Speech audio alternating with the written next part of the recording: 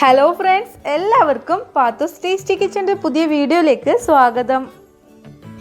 ഇന്ന് തയ്യാറാക്കുന്നത് ചായക്കടയിലെ സ്പെഷ്യൽ സുകിയനാണ്. അപ്പോൾ വളരെ പെട്ടെന്ന് തന്നെ നമുക്ക് വീട്ടിൽ തയ്യാറാക്കാൻ പറ്റിയ നല്ലൊരു 4 മണി പലഹാരമാണ്. അപ്പോൾ നമുക്ക് വീഡിയോയിലേക്ക് പോവാം. 3-4 മണിക്കൂർ മുമ്പ് ഒരു കപ്പ് ചെറുപയർ പൊതിരാൻ വെച്ചിട്ടുണ്ടായിരുന്നു. ഇപ്പോൾ നന്നായിട്ട് പൊതിർന്നിട്ടുണ്ട്. അതിനുശേഷം നന്നായിട്ട് കഴുകി വെള്ളമൊക്കെ വാർത്തെടുത്തതാണിത്. ഇനി ഇതൊരു കുക്കറിലേക്ക് ഇട്ട് കൊടുക്കാം. അതിനുശേഷം ഇതിലേക്ക് ആവശ്യത്തിനുള്ള വെള്ളം ഒഴിച്ചു കൊടുക്കുക. ഞാൻ ചെറുപയർ മുഴുവനായിട്ട് മുങ്ങുന്ന വിധത്തിലാണ് വെള്ളം ഒഴിച്ചിട്ടുള്ളത്. പൊതിർത്തത് കൊണ്ട് തന്നെ പെട്ടെന്ന് തന്നെ വെന്ത് കിട്ടും. ഇനി ഇതൊരു 3-4 വിസിൽ വരുന്നത് വരെ നന്നായിട്ടൊന്ന് വേവിച്ചെടുക്കണം. അപ്പോൾ ഞാൻ ആവശ്യത്തിനുള്ള ഉപ്പ് കൂടി ചേർത്തിട്ടാണ് വേവിച്ചെടുക്കുന്നത്. ഒരു ബൗളിൽ 1/4 കപ്പ് മൈദപ്പൊടിയും ആവശ്യത്തിനുള്ള ഉപ്പും ഒരു നുള്ളു മഞ്ഞൾപ്പൊടി നല്ലൊരു കളർ കിട്ടാൻ വേണ്ടിയിട്ടാണ് ചേർത്ത് കൊടുക്കുന്നത്. 2-3 ടീസ്പൂൺ പഞ്ചസാര കൂടി ചേർത്ത് ആവശ്യത്തിനുള്ള വെള്ളവും ചേർത്തിട്ട് നന്നായിട്ടൊന്ന് കലക്കിയെടുക്കണം. നമ്മൾ പഴംപൊരിക്കൊക്കെ മാവ് തയ്യാറാക്കുന്നത് പോലെയാണ് തയ്യാറാക്കേണ്ടത്. നിങ്ങൾ ഈ ചാനൽ സബ്സ്ക്രൈബ് ചെയ്തിട്ടില്ലെങ്കിൽ ഒന്ന് സബ്സ്ക്രൈബ് ചെയ്ത് സപ്പോർട്ട് ചെയ്യണേ. അപ്പോൾ മാവ് ഈ ഒരു കട്ടിയിലാണ് വേണ്ടത്, അധികം ലൂസാവാൻ പാടില്ല. ചെറുപയർ നന്നായിട്ട് വെന്തിട്ടുണ്ട്, വെള്ളം കറക്റ്റായിരുന്നു. അപ്പോൾ കൂടുതലുണ്ടെങ്കിൽ വെള്ളം ഒന്ന് അരിച്ചു കളഞ്ഞാൽ മതി. ചെറുപയർ വേറൊരു പാത്രത്തിലേക്ക് ഞാൻ മാറ്റിയിട്ടുണ്ട്. ഇനി ഇതിലേക്ക് ഒരു മുറി തേങ്ങ ചിരവിയത് ഇട്ട് കൊടുക്കാം.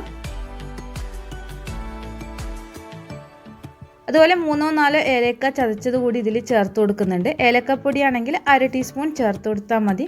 ഇനി ഇതിലേക്ക് ആവശ്യത്തിനുള്ള പഞ്ചസാരയും ചേർത്ത് കൊടുക്കാം. ഞാനിവിടെ 8 ടീസ്പൂൺ പഞ്ചസാരയാണ് ചേർത്ത് കൊടുക്കുന്നത്. വീഡിയോ ഇഷ്ടമായിട്ടുണ്ടെങ്കിൽ ഒന്ന് ലൈക്ക് ചെയ്യണേ. ഇനി കൈകൊണ്ട് നന്നായിട്ടൊന്ന് മിക്സ് ആക്കി എടുത്തതിന് ശേഷം ഇത് ചെറിയ ഉരുളകളാക്കിയിട്ട് എടുക്കണം. ഇതൊക്കെ നമ്മുടെ പഴയ നാടൻ പലഹാരങ്ങളാണ്. അപ്പോൾ ഇതൊക്കെ നിങ്ങൾ കുട്ടികൾക്കും തയ്യാറാക്കി കൊടുക്കണം. ചെറുപയർ കഴിക്കാൻ മടിയുള്ള കുട്ടികൾക്കൊക്കെ ഇങ്ങനത്തെ സ്നാക്സൊക്കെ തയ്യാറാക്കി കഴിഞ്ഞാൽ അവർ കഴിച്ചോളും. അപ്പോൾ ഇതുപോലെ മുഴുവനും ഉരുളകളാക്കി എടുക്കുക. മുഴുവനും ഉരുളകളാക്കി എടുത്തതിന് ശേഷം നമ്മൾ ആദ്യം തയ്യാറാക്കി വച്ചിരിക്കുന്ന മാവിൽ മുക്കി ചൂടായ എണ്ണയിലിട്ട് നന്നായിട്ടൊന്ന് പൊരിച്ചെടുക്കണം.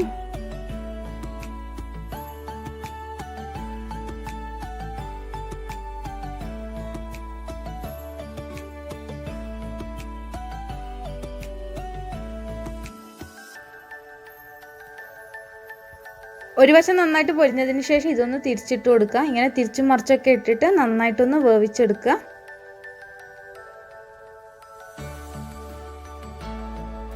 ഇതിപ്പോൾ എല്ലാ വശവും നന്നായിട്ട് പൊരിഞ്ഞിട്ടുണ്ട്. ഇനി നമുക്കിത് കോരി മാറ്റാം. അപ്പോൾ നമ്മുടെ അടിപൊളിയായിട്ടുള്ള സുകിയൻ ഇവിടെ റെഡി ആയിട്ടുണ്ട്. നമ്മുടെ വീട്ടിൽ എപ്പോഴും ഉണ്ടാകുന്ന ചേരുവകളാണ് മൈദയും പഞ്ചസാരയും ചെറുപയറും ഒക്കെ. അപ്പോൾ നിങ്ങൾ ഇതെന്തായാലും ഒന്ന് ട്രൈ ചെയ്ത് നോക്കണം. നല്ല ടേസ്റ്റുള്ള ഒരു പലഹാരമാണ്. നിങ്ങൾ ട്രൈ ചെയ്ത് നോക്കിയതിന് ശേഷം കമൻറ്റ്സ് അറിയിക്കുക. നിങ്ങൾക്ക് ഈ വീഡിയോ ഇഷ്ടമായിട്ടുണ്ടെങ്കിൽ ലൈക്ക് ചെയ്യുക, ഷെയർ ചെയ്യുക. സബ്സ്ക്രൈബ് ചെയ്യാതെയാണ് കാണുന്നതെങ്കിൽ ഒന്ന് സബ്സ്ക്രൈബ് ചെയ്യുക. ഇൻഷാ അല്ലാഹ് മറ്റൊരു റെസിപ്പിയുമായി വീണ്ടും കാണാം. അസ്സലാമു അലൈക്കും.